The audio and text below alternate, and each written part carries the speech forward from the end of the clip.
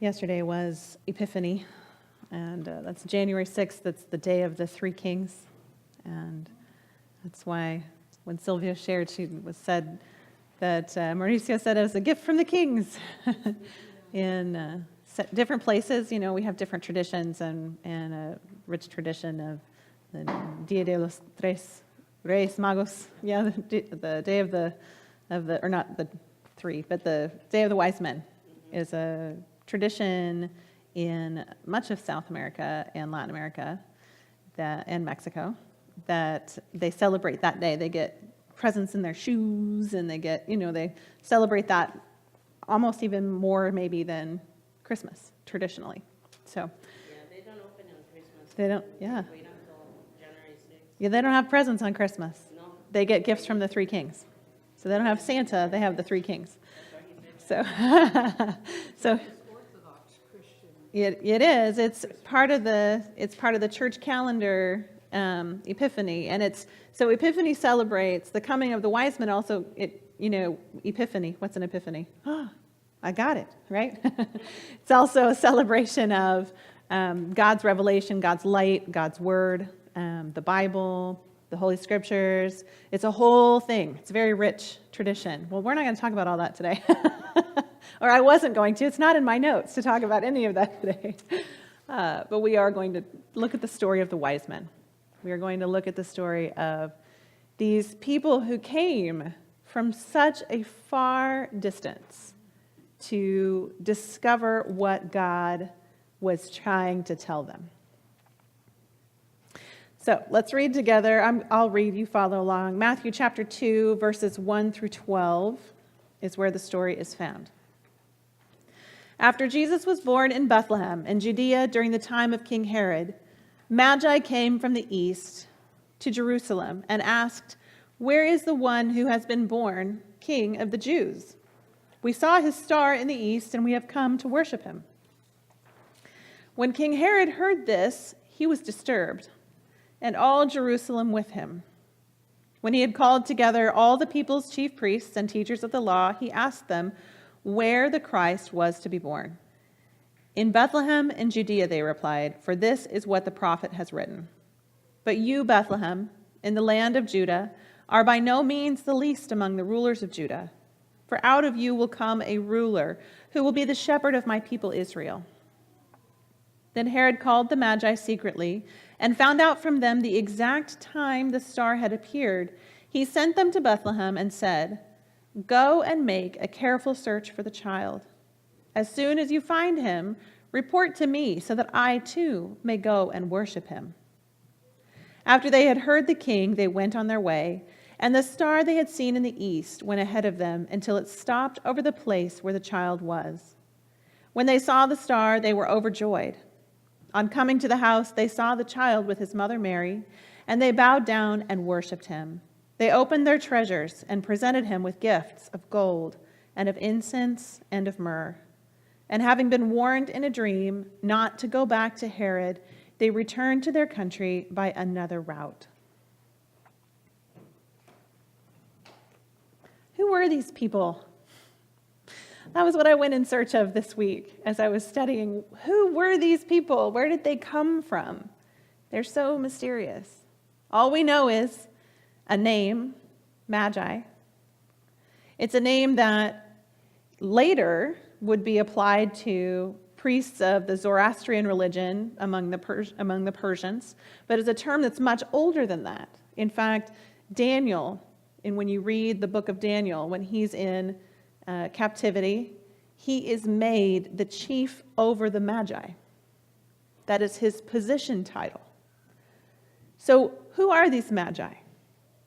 Well, we know some things about them just from the context of the story. They're people who studied. They're people who read. They're people who looked for truth. They looked for truth. And we know that they had knowledge of the stars. We know they had knowledge of the sky, the night sky, because that's where they saw the sign that they then correlated with Jewish scriptures that they had in their possession, that the King of the Jews was to be born. We know that they came from the east. That's all we know. We know those three things. They were seekers of truth, they had knowledge of the night sky, and they came from the east. They came from the east. Well, these Magi, these seekers of truth, they were Gentiles, and they were foreigners. They weren't people who had a vested interest in the story of Israel. So why did they come? They weren't people, this didn't affect them. This wasn't their king. Why did they come? It's an interesting question. Why did they come? There's another interesting question that I have, and that is this. Why is it that no one in Israel was looking in the same places? Why is it that no one in the backyard of Herod or in the neighborhood surrounding the stable, why is it that no one who did have a vested interest in this outcome, why weren't they looking? Why weren't they seeking? The title of today's message is Seeking or Satisfied. Seeking or satisfied. The Magi were seekers of truth. The scholars in Jesus' backyard were satisfied. They thought they had all of the answers. Why look further? They thought they had all of God's revelation tied up in those scrolls, and that was it. That's all they needed to know. They were not seeking. The Magi, they came, they said they had seen his star and they knew he was coming. Not just a star in the sky, not just an omen that something was going to happen. They saw his star. They saw the star that announced the birth of the King of the Jews. They had access to Daniel's scrolls. They had read them. They had studied them. And they knew enough to know that this star was a big deal. I don't know about you. Do you see things announced in the heavens all the time? Just, here's a star. Oh, I know what that means. No.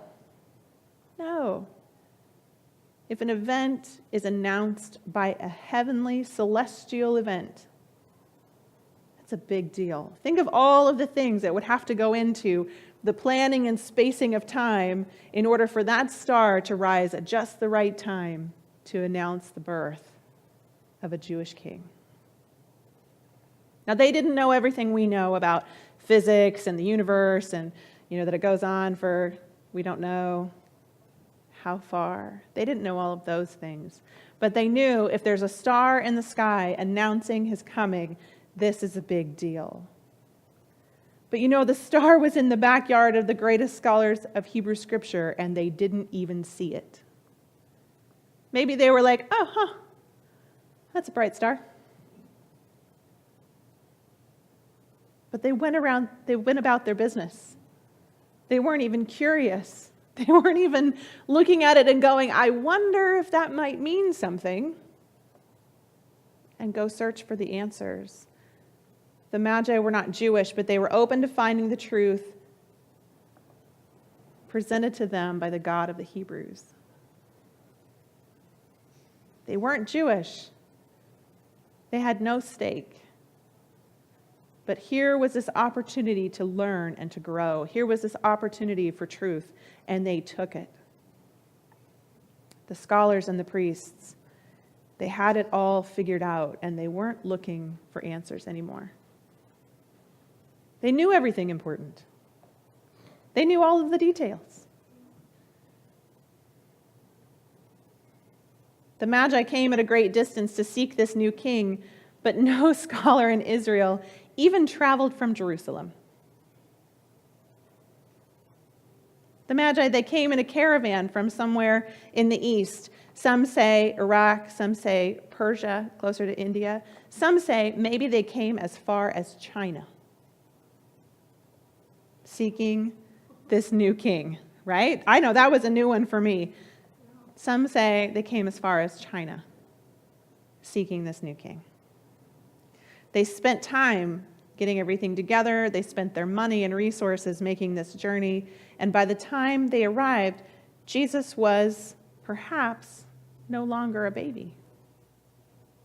It says they found the child in the house with his mother Mary. When the Magi came asking about this new king, all the scholars looked to see where the Messiah was to be born. Herod said, he called the scholars the people's, right? Not his, not Herod's chief priests. I thought that was interesting. But all of the people's chief priests, all of their scholars together and said, hey, where's the Messiah to be born? There's a star in the sky, maybe, I don't know. Where's the Messiah to be born? And they told him that it was in Bethlehem. They gave him that answer. When the Magi received the answer, they went to Bethlehem. Everybody else stayed in Jerusalem. They didn't even take a 6-mile hike from Jerusalem to Bethlehem. Nobody said, hey, can I come along with you and see what you find out? They looked up the answer. They had it in their hands. Not only a star in the sky, but a great caravan of people coming from the east looking for the Messiah. And they didn't leave Jerusalem.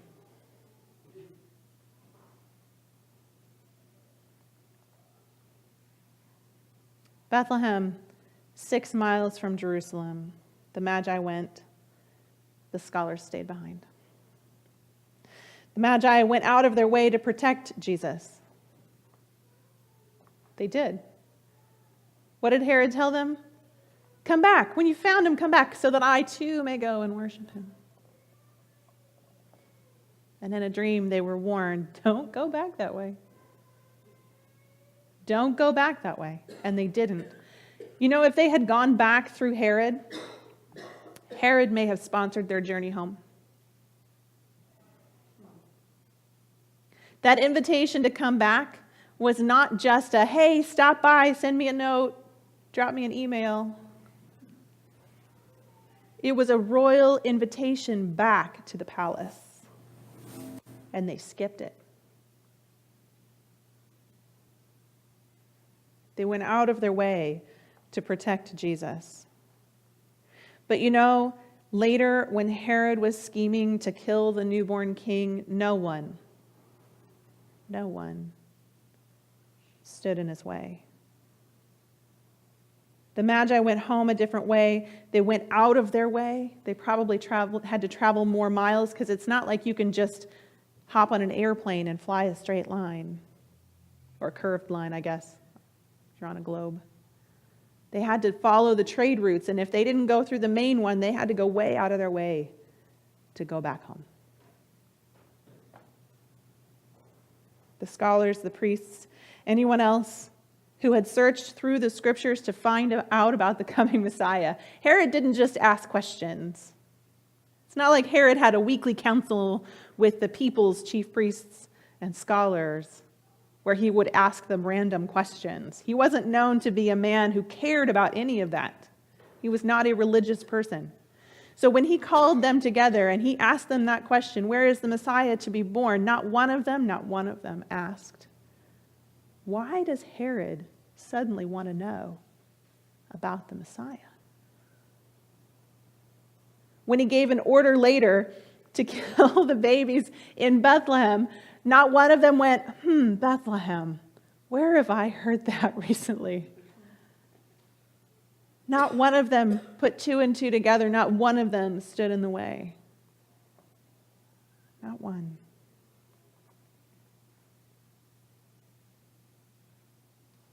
All of this is well and good, and there's a lot of questions in here that I didn't answer and that I probably am not going to answer, because what I want us to do is think. I don't want to just give you answers. I want us to think. I want us to think and to ponder this story of people who went out of their way to find a king who wasn't there so they could find truth because they were seeking. I want us to think about a people who were comfortable and safe, who had no reason to step out of their comfort zone because they had all of the answers. And even if somebody asks a question, maybe, who knows, maybe Herod just had a mood. Who had stopped seeking, who were satisfied, who were comfortable. I want us to look at that, and I want us to think about, where are we in that story? Where are we in that story? Because it's a story that continues. It's a story that continues to this very day. That when you find the people of God who have been in the faith for a long time, we're satisfied. We stop seeking, we stop looking for answers, and we decide, I'm comfortable with what I know. I'm comfortable where I'm at. We stop seeking and we're satisfied. And I'm afraid we're going to miss out on what God is doing in the world. If we're no longer looking, if we're no longer seeking, if we're no longer open to learning new things, what are we missing? What are we missing? There are Christians in the world who are not comfortable. There are Christians in the world who are persecuted for their faith. They can't take it for granted. They don't have the luxury of being satisfied and comfortable. We see people turning to faith out of the blue from dreams and visions that they've had, that they've received from God, pointing them to Jesus. They turn to that faith knowing that they're putting their lives on the line. They're risking everything to seek the truth and to find the King. Where are we? Are we seeking God's truth? Or are we content in our own human understanding of events? Are we willing to follow in obedience when God calls us to step out in faith? Or have we have we hit snooze on that? Will we inconvenience ourselves? Will we inconvenience ourselves even to a great extent in order to be obedient when God calls us? Or can we just simply not be bothered? I know where I want to be. I know where I want to be. I want to be continually learning. I want to be continually seeking. I want to be continually sacrificing in obedience. That's where I want to be. That's where I want us to be as a faith community, as a church who gathers together. I don't want us to be satisfied. I want us to be seeking. We've got a whole new year set before us in which we get to make this choice. Am I going to be satisfied or am I going to be seeking? Do I have all of the answers? Have I arrived? Oh boy. If this is arrival, I'm not sure it's worth it. Let's keep seeking together. Let's keep seeking together. Let's keep asking questions together. And when people outside of our faith ask questions, let's listen. Let's listen. Let's not disregard it. Let's not shut it down. Let's not shut it out. Let's listen. Because God may be inviting us to go deeper. God may be inviting us to learn something new. Let's seek the Lord together this year and not simply be satisfied with the place we are already at. Let's continue to learn and grow together.